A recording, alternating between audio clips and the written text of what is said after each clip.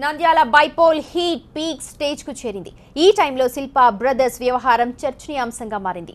Shilpa Mohan Reddy YCP తరపున పోటీ చేస్తుంటే ఆయన సోదరుడు టీడీపీలో ఉండిపోయారు. ఆయన మాత్రం ఇన్నాళ్లు యాక్టివ్గా లేరు. ఒక్కసారిగా ఉప ఎన్నికల వేళ ఆయన పార్టీ మారుతారనే ప్రచారంతో టీడీపీలో గుబులు రగింది. దీంతో ఆయన్ని బుజ్జగించే ప్రయత్నాలు ప్రారంభమయ్యాయి. అయితే శిల్పా చక్రపాణి రెడ్డి ఏ నిర్ణయం ప్రకటిస్తారనేది ఇప్పుడు సస్పెన్స్ గా మారింది.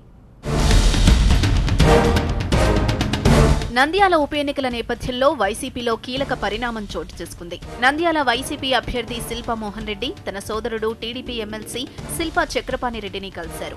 ఉప ఎన్నికల నేపథ్యంలో తనకు మద్దతివ్వాలని కోరారు.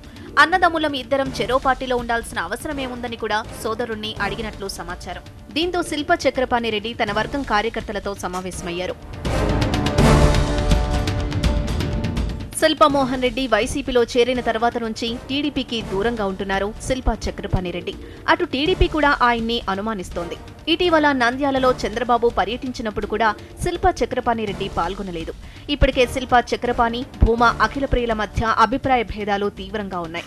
సీనియర్లకు అఖిలప్రియ ప్రాధాన్యత ఇవ్వడం లేదని అంటున్నారు శిల్పా చక్రపాణి రెడ్డి.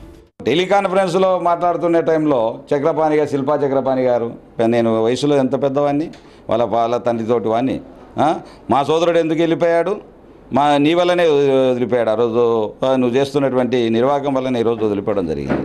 ఈరోజు ఇప్పటికి కూడా తప్పును సరిదిద్దుకోకుండా కనీసం నన్ను కూడా ఈ రకంగా చేయడం అనేది, ఎందుకంటే ఆ అమ్మాయి నేను మంత్రిగా అయినప్పుడు బొకే తీసుకుపోయి ఇచ్చాను. అమ్మాయికి నేను చిన్న అమ్మాయి అయినా మంత్రి కాబట్టి మనం గౌరవించాలనే ఉద్దేశంతో నేను బొకే ఇచ్చాను. అలాంటి గౌరవాలే పాటించకుండా ఈరోజు చిన్న వయసులో అమ్మాయి, నా కూతురు అంత వయసు అమ్మాయిది, ఈరోజు అంకుల చక్రపాణి అనడం అనేది వాళ్ళ అమ్మనే నన్ను అన్న అంటుండే. ఈమె చూస్తేనేమో చక్రపాణి అంట. నా వయసు ఎంత, అక్కడ అమ్మాయి వయసు ఎంత.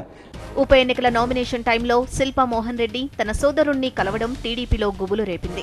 దీంతో టీడీపీ నేతలు సీఎం రమేష్, మంత్రి కాల్వ శ్రీనివాసులు, కర్నూలు జిల్లా టీడీపీ అధ్యక్షుడు సోమిరెడ్డి వెంకటేశ్వర్లు చక్రపాణి రెడ్డి ఇంటికి వెళ్లారు.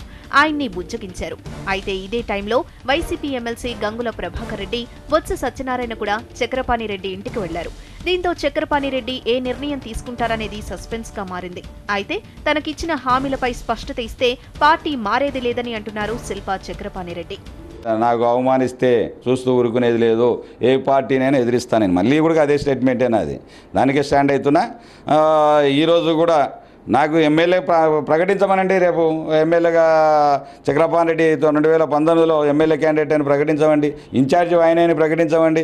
నాకేవైతే హామీలు ఆ రోజు ఇచ్చారో ఆ హామీలు ఇస్తే నేను ఉండడానికి నాకు అభ్యంతరం లేదు.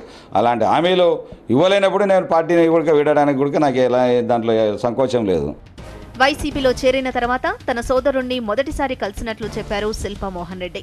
తనని కూడా వైసీపీలోకి రావాలని కోరినట్లు వివరించారాయన. తమ్ముడు ఆ రోజు తెలుగుదేశంలో ఉండాలని వాదించడం జరిగింది. నేను వినకుండా వైఎస్ఆర్సీపీకి రావడం జరిగింది. మరి తిరిగి ఈరోజు నేను తమ్ముడిని కూడా రమ్మని అడుగుతున్నాను.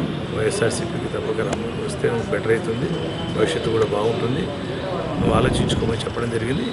అయితే తమ్ముడు కూడా నాకు టైం కావాలి, నేను ఇప్పుడుగా చెప్పలేను, కొంచెం టైం తీసుకొని చెప్తానని అనడం జరిగింది. ఏదేమైనా భవిష్యత్తు ఉన్నటువంటి పార్టీ వైఎస్ఆర్సీపీ అనేది నా అభిప్రాయం. నా అభిప్రాయం ప్రకారం తమకు చెప్పాల్సిన విషయాన్ని చెప్పేసి వచ్చాను. శిల్పా చక్రపాణి రెడ్డి షరతులకు తెలుగుదేశం హైకమాండ్ అంగీకరిస్తుందా? ఉప ఎన్నికల వేళ ఆయన్ని తిరిగి పార్టీలోకి తీసుకొస్తుందా అనేది మరికొద్ది గంటల్లో తేలబోతుంది. జగన్ సభలోపు ఓ నిర్ణయాన్ని చక్రపాణి రెడ్డి ప్రకటించే అవకాశం కనిపిస్తోంది.